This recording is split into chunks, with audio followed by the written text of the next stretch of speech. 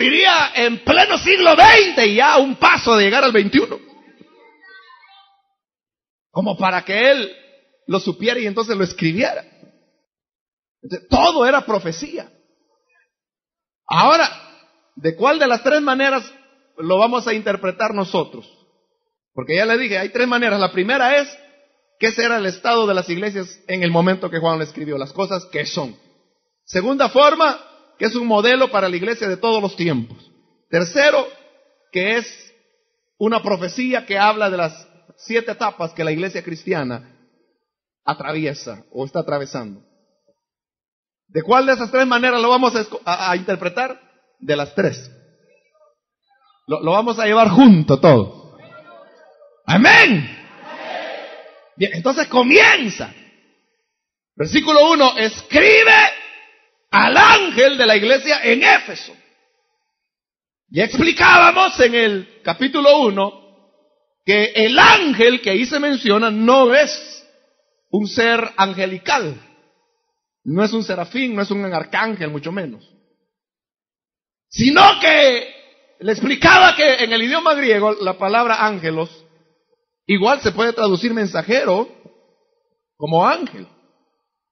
Por ejemplo, cuando la Biblia habla de que fue enviado Juan el Bautista, dice que envió mi ángel delante de tu faz.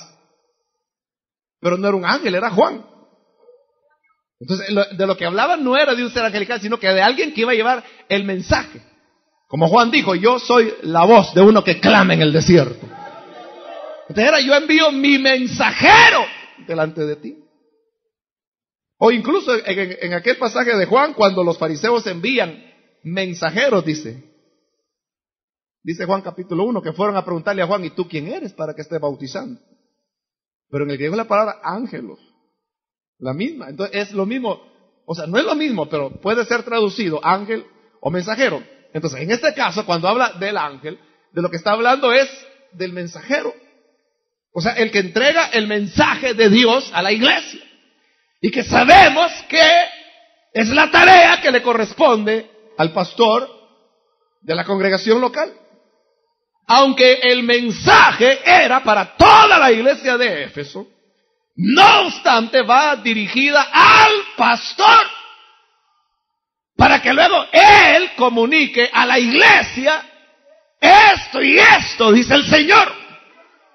Entonces, nótelo bien, que cuando Dios desea transmitir algo a su iglesia, lo hace por medio de los siervos de su palabra. O sea, no lo hace directamente a la iglesia, sino que le habla a los ministros para que sean ellos los que comuniquen a la iglesia lo que Dios quiere. Y de ahí la gran responsabilidad de los mensajeros de la palabra de estar en una constante dependencia de Dios. Porque ellos tienen que transmitir las noticias del cielo. Y no las van a poder transmitir si no tienen comunión con Dios. Por eso Jeremías dice, ¿quién estuvo en el secreto de Jehová? Y oyó su voz. Porque al estar ahí en el secreto de Jehová, de rodillas, Señor, y ahora, ¿qué hay para tu iglesia? ¿Qué hay para tu pueblo? ¿Cuál es el pasto que tienes para tus ovejas? El Señor viene y dice esto y esto. Y por eso cuando el ministro pasa, él viene, hermano, cargado con lo que Dios le ha dado y dice, hermanos, aquí está el mensaje de Dios para ustedes. Y verán, ahí va con el respaldo del Espíritu de Dios para que las ovejas del Señor beban y se alimenten. Ahora le dice, el que tiene, estoy en el versículo 1 todavía, el que tiene las 7 estrellas en su diestra, que son los predicadores, el que anda en medio de los 7 candeleros de oro, que son las iglesias, dice esto: el Señor a cada una de las iglesias se presenta de acuerdo a la necesidad que están viviendo. Porque nuestro Dios, nuestro Señor Jesucristo, hermano, es multifacético. Él tiene muchos aspectos. Pero Él tiene muchos aspectos porque sabe que las necesidades de su iglesia son diversas también. Y entonces, si la iglesia ha perdido su primer amor, viene el Señor y dice, yo soy el que tengo las estrellas en mi diestra y me muevo en medio de los candeleros, como diciendo, yo ando en medio de ti, te tengo en mis manos, camino en medio de ti, sé cómo está tu corazón, sé cómo está la temperatura de tu amor hacia mí, si se ha enfriado, si se ha perdido, si está creciendo, Dios lo sabe. A la iglesia de Esmirna, que es la iglesia perseguida y martirizada, el Señor le dice, yo soy el que estuve muerto, pero he aquí que vivo. Porque en ese momento la necesidad de la iglesia era tener la esperanza de saber que ofrecer la vida por causa del Evangelio era algo que valía la pena. Y que no era una esperanza tonta, porque el Señor murió, pero también resucitó. En el versículo 2, yo conozco tus obras y tu arduo trabajo y paciencia, y que no puedes soportar a los malos, y has probado a los que se dicen ser apóstoles y no lo son, y los has hallado mentirosos. Históricamente, como le decía, hermano, el mensaje de la iglesia de Éfeso comprende el periodo desde Pentecostés, que es donde nace la iglesia, hasta el momento de la muerte de los apóstoles. ¿Cómo era esa iglesia? O sea, lo que nosotros llamamos la iglesia apostólica, cuando los apóstoles aún vivían. Era así como ahí se le describe. De arduo trabajo, de paciencia, que no podía soportar a los malos. Era la época cuando se castigaba o se disciplinaba a los pecadores dentro de la iglesia. Cuando se les expulsaba, como Pablo lo recomendaba a la iglesia de Corinto, y como Pablo también lo había hecho con muchas personas, como Alejandro.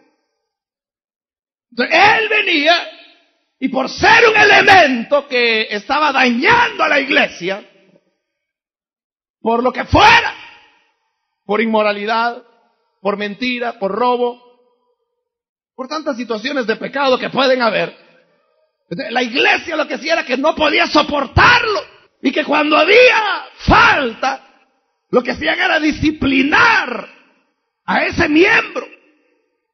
Y si el miembro no se enderezaba, entonces sacaban de la comunión de la iglesia, lo excomulgaban.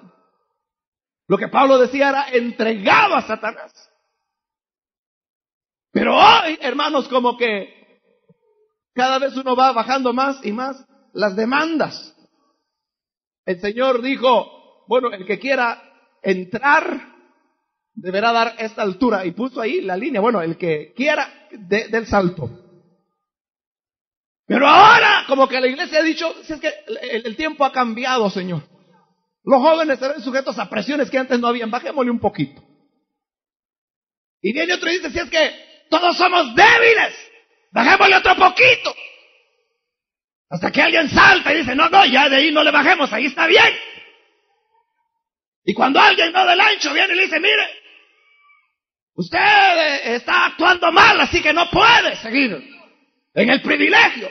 Y viene el otro y le contesta, bueno, entonces, si usted me saca mis errores, yo le saco los suyos. Acuérdese que le tengo la cola pateada.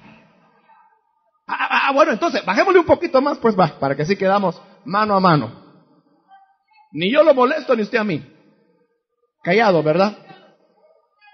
Y entonces van bajando y bajando y bajando y bajando y bajando y bajando el nivel, hasta que la iglesia se convierte en una porquería. Como va a suceder con la iglesia, y lo vamos a ver acá. Pero en esta época no se podía soportar a los malos. El que era malo para afuera, para poder conservar la pureza de la iglesia, Y por eso es que la iglesia apostólica fue una iglesia que en relativamente pocos años, que le digo, en unos 70 años aproximadamente, se cree que había evangelizado el 50% de la población mundial que había en esa época. Se extendieron por todo el Mediterráneo, tanto el norte de África como Europa. Hubo misiones que llegaron incluso a la India en la época apostólica. Y después de eso han pasado casi 2000 años y la iglesia lo que ha hecho es ir perdiendo terreno y perdiéndolo, porque la permisión del mal dentro de la iglesia es la pérdida de su poder.